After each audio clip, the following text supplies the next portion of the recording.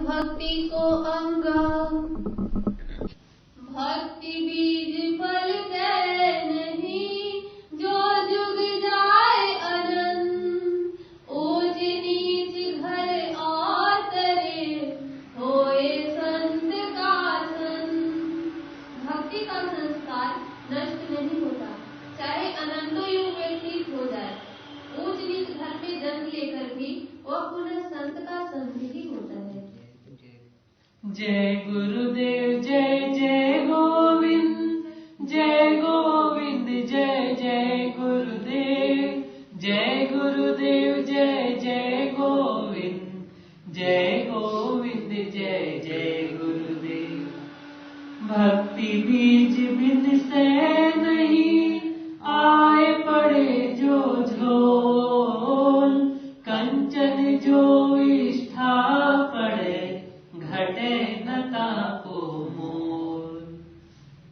भक्ति का संस्कार नष्ट नहीं होता, चाहे किसी विपत्ति के आ पड़ने से वह खंडित ही क्यों न हो जाए। कंचन भले ही विष्ठा में पड़ जाए, तब भी उसका मोल कम नहीं होता। भक्ति बीज है प्रेम का, परगट पृथ्वी माही।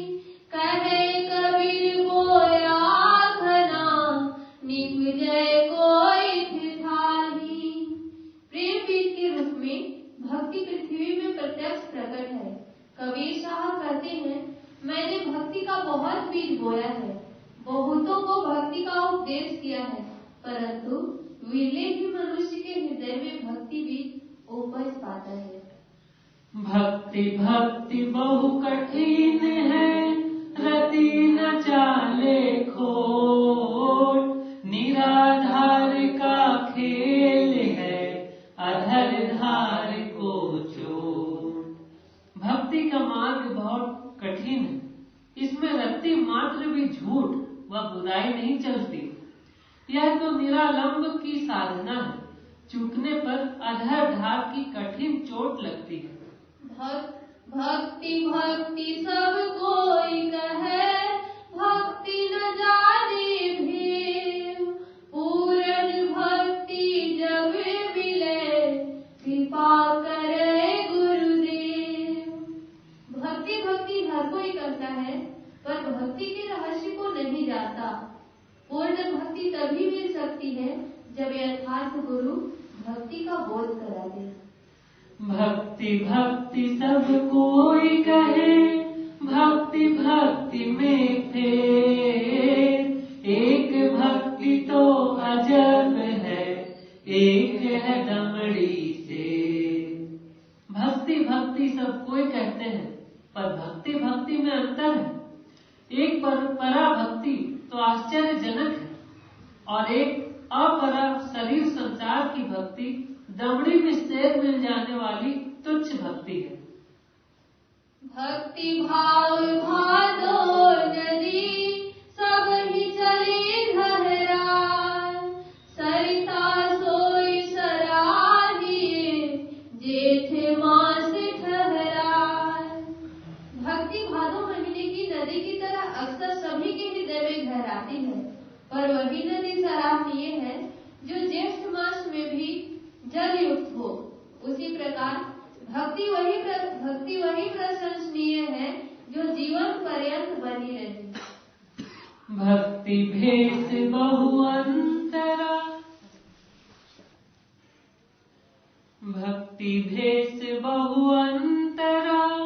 जैसे धरनी आकाश, भक्त लीन हरि चरण में, भेष जगत की आस।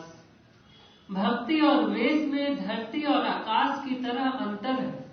भक्त तो प्रभु चरणों में लीन रहता है, और वेशधारी संसार की आशाओं के पीछे दौड़ते हैं। जैसे क्या?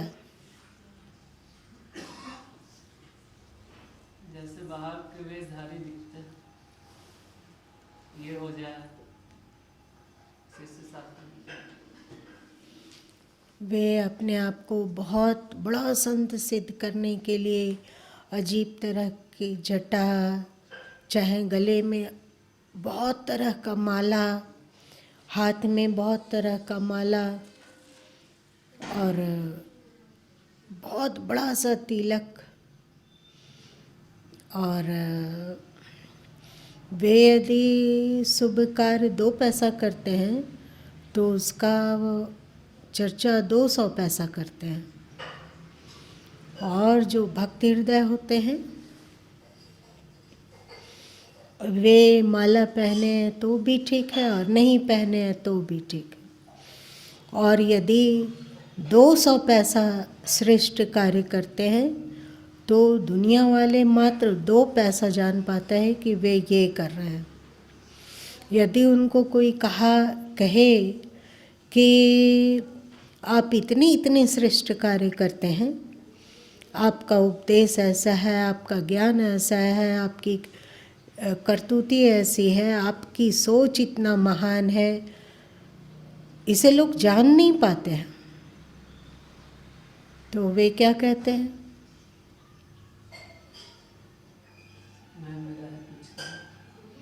नहीं, वे कहते हैं कि जिसे जानना है वे जानते हैं।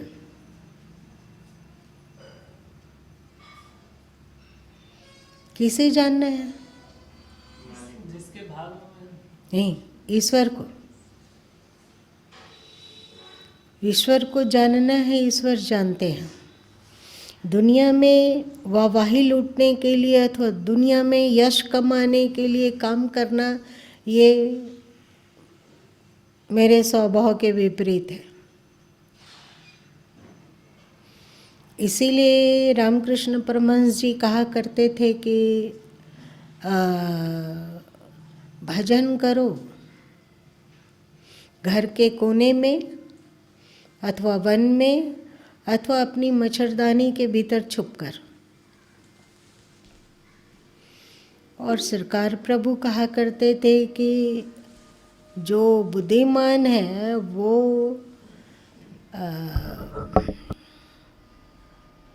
चादर ओढ़ के घी पीता है। मतलब इसका क्या हुआ? जो बुद्धिमान है वो श्रेष्ठ कार्यों को छुपा के करता है। उसको मतलब नहीं है कि दुनिया वाला प्रशंसा कर रहा है कि निंदा कर रहा है, उसे कोई मतलब नहीं। उसे तो एक ईश्वर, एक मालिक से मतलब है, एक सद्गुरु से मतलब है, और बाकी लोग क्या करते हैं, क्या कहते हैं, क्या सोचते हैं, मतलब नहीं है। और एक बात है कि जो दुनिया के दिखावे के लिए, चाहे मान प्रतिष्ठा प्राप्त करने के लिए वेश धारण करते हैं अथवा संन्यास लेते हैं अथवा बहुत लोग उसका सम्मान करेंगे, बहुत धन मिलेगा, तो इन सब चीज़ों के लिए जो वेश धारण करते हैं अथवा कुछ करते हैं, तो जब धरती छोड़कर वे जाते हैं और भगवान उसे अपने से दूर हो, तो भक्त कहता है कि मैं आपके लिए संन्यास लिया, मैं आपके लिए जीवन भर श्रेष्ठ कार्य किया, मैं आपके लिए ये किया, वो किया, ऐसा किया, वैसा किया। तो भगवान बोलते हैं कि तू जिस चीज़ के लिए किया था वो तुमको दी जा चुकी है। किस चीज़ के लिए? मान के लिए, प्रतिष्ठा के लिए, सम्मान के लिए, धन के लिए, ऐश्वर्य के लिए, वो तुम्हें दी जा चुकी है। अब तू क्या यहाँ मांगने आया है? अब यहाँ तू क्या चाहता है? जिस कामना से तूने किया वो तुम्हें मिला धरती पे, और वहाँ से वे धक्का दे देते हैं। और जो संसार को प्रमुख नहीं समझता है और हमेशा तुम लोगों का ऊपर के म्यूरल में एक है ना, जैसे शाह दीवान को ताकता रहता है ना? वैसे ही जो भक्त होते हैं वो ईश्वर का मुख देखते रहते हैं। जैसे हनुमान जी ही हैं, तो श्री राम का दरबार जहाँ दिखलाया जाता है, वहीं पे दिखलाया जाता है कि सीता जी राम जी विराजित हैं, दोनों बगल में उनके भाई लोग खड़े होके चंवर डुला रहे हैं और हनुमान जी उनके चरणों में बैठे हुए श्री राम के मुख को देख रहे हैं। क्यों? कि उनके मन चेहरे पर तनिक भी कुछ आवश्यकता की झलक मिले तो वे दौड़कर उस चीज को कर दें। चेहरा देख रहे हैं इसलिए नहीं कि हनुमान जी को अच्छा लग रहा है, इसलिए कि जरा सा भी रुख पता चले तो दौड़ के वो सेवा कर ली जाए। और हनुमान जी को मतलब नहीं है कि अन्य वानर भालू उनका सम्मान करते हैं कि अपमान करते हैं, उनको क्या मिल रहा है धरती से, उनको कोई मतलब नहीं है, उन्हें सिर्फ राम से मतलब है ना। और जब राम से मतलब है और जब उनके पास राम है तो उनके पास सब कुछ है। वो सब कुछ को पाकर भी राम को खोना नहीं चाहते, और राम यदि उनके पास है तो उन्हें लगता है कि सब कुछ उनके पास है। तो जो सच्चे भक्त होते हैं वो हनुमान जी की तरह होते हैं। वे भक्ति भी करते हैं, ध्यान भी करते हैं, साधन भी करते हैं और अध्यात्म में भी आगे बढ़ते हैं। तो उनको प्रचार की उतनी कोई इच्छा नहीं है, उतनी क्या उनको इच्छा ही नहीं होती है कि उनके नाम का प्रचार हो, उन्हें लोग जय जयकार करें। नहीं, वह अपने सारे गुणों को या तो गोविंद पर न्यौछावर करते हैं कि यदि ये चीज़ हुआ तो तुम लोगों को लग रहा है कि ये बहुत उत्तम गुण है तो वो भगवान की कृपा के कारण हुआ, अथवा कुछ हुआ और बहुत उत्तम हुआ जो प्रशंसनीय है तो वो गुरुदेव की कृपा से भी। हमारे में योग्यता की ही क्या है, हम तो गधे से भी गए बीते हैं। यदि कुछ गुण है, गुण प्रकाशित हो रहा है तो वो गुरुदेव की कृपा से है और गोविंद की कृपा से है। ऐसे वे सम्मान को अपने स्वयं स्वीकार नहीं करते स्वयं के लिए, और जो उनमें गलती रहती है, दोष होता है, वो उसको स्वीकार करते हैं कि ये मेरी मूर्खता का परिणाम है, ये हमारे मनमुखता का परिणाम है। तो जो गलती है और दोष है उसको तो मानते हैं कि ये मेरी मूर्खता और अज्ञान का परिणाम है, पर जो उनमें श्रेष्ठता है, शुभता है, उसको मानते हैं कि उसमें मेरा कुछ नहीं है, वो उनकी कृपा से है, गुरु और गोविंद की कृपा से। यही यहाँ कहा जा रहा है ना, देखो पढ़ के फिर से पढ़ो।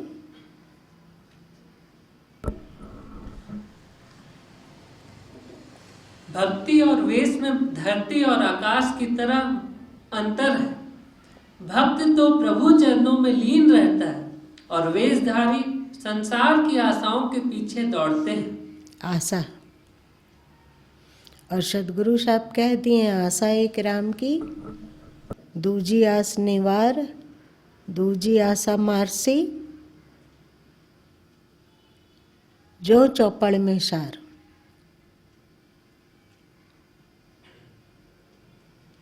आगे पढ़ो एक और साखी फिर।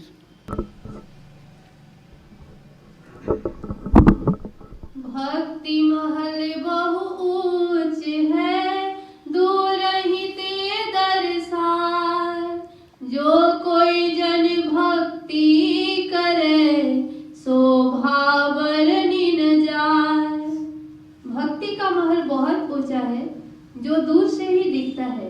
जो कोई व्यक्ति भक्ति करता है उसकी शोभा अवर्णनीय है। कैसे शोभा अवर्णनीय है?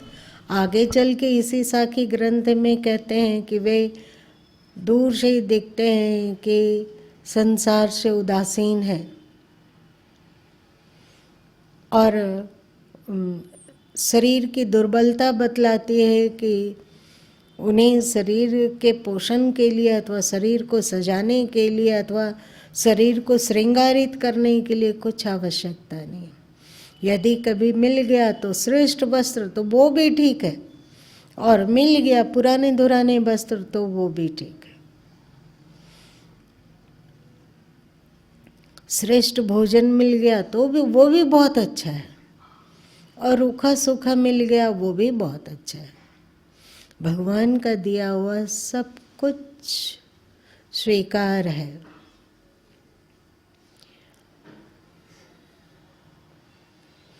यदि कोई रोग बीमारी आ गई तो वो उपाय करते हैं कि रोग बीमारी दूर रहे, जिससे कि वो प्रभु की भक्ति और सद्गुरु की सेवा को भरपूर कर सके।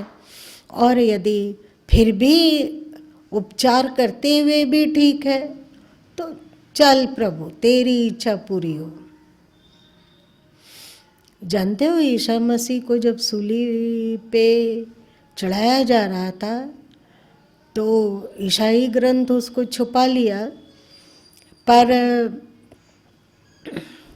जब सूली पे चढ़ाया जा रहा था तो वे बोले मन ही मन कि हे प्रभु क्या यही दिन दिखलाना बाकी था।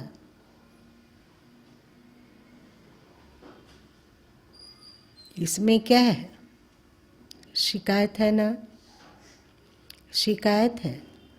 वे कहते हैं कि प्रभु क्या यही दिन दिखाना बाकी था।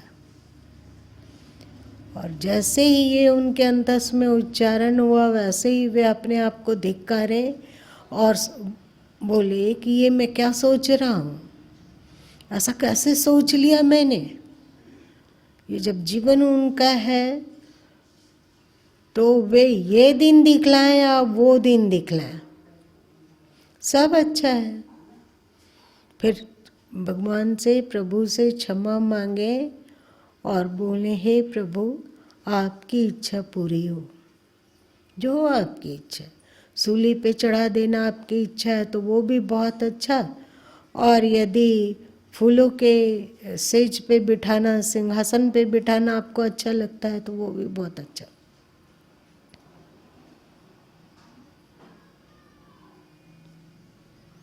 और अभी हम लोग यदि 2 पैसा भक्ति करते हैं तो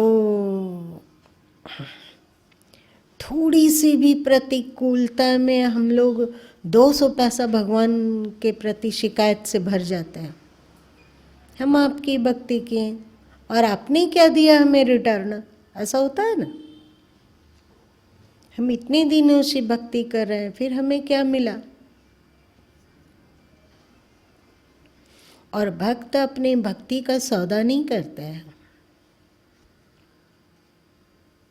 जैसे माँ अपने बच्चों से प्यार करती है तो क्या माँ उसका हिसाब रखती है? जब बच्चा लोग बड़ा हो जाएगा 27 साल 30 साल का, तब वो एक एक दिन का हिसाब दे पाएगी कि जब तुम जन्म लिया था, पहली बार जब तुमको देखे तो कैसा लगा था, जब तुमको गोद में उठाए तो कैसा लगा था, चाहे जब तू पेट के बल रेंगना सीखा तब कैसा लगा था, और जब तू घोड़ा बना था तो कैसा लगा था। घोड़ा बनना मतलब घुटने और हाथ के सहारे रेंगना, तो कैसा लगा था। अमुक दिन मैंने ये तुम्हें खिलाया, जैसे ही तुम्हारा अन्नप्राशन हो गया मतलब मुंजुट्ठी हो गया, वैसे ही नित्य प्रति इस दिन इस तारीख को ये दिन ये चीज़ खिलाएं, इस तारीख को ये चीज़ खिलाएं, तुमको ये चीज़ पसंद नहीं था तो और वो तेरे लिए फ़ायदेमंद था तो उसको इस तरह तुमको खिलाएं। एक एक दिन का वो हिसाब दे सकती है, 27 साल के अपने बच्चे को नहीं दे सकती है। तो जैसे माँ अपने बच्चों से प्रेम करती है तो उसका हिसाब नहीं रखती है, ये साधारण प्रेम है, सामान्य प्रेम है। तो ईश्वर के प्रति जो प्रेम है उसका हिसाब किताब कैसे रहेगा, और उनको कैसे कहेंगे कि ये ये हम तुमसे प्रेम किया, उसके बदले तूने हमें क्या दिया, ऐसा कैसे कर सकेंगे?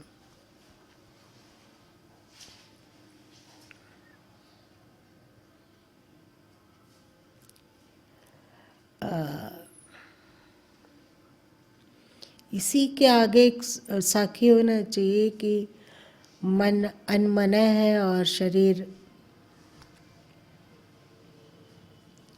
बीजक में भी है, साखी में तन जीना मन अनमना है, आज इतने ही। तन जीना मन अनमना, जगते उठे खुदा। यही था।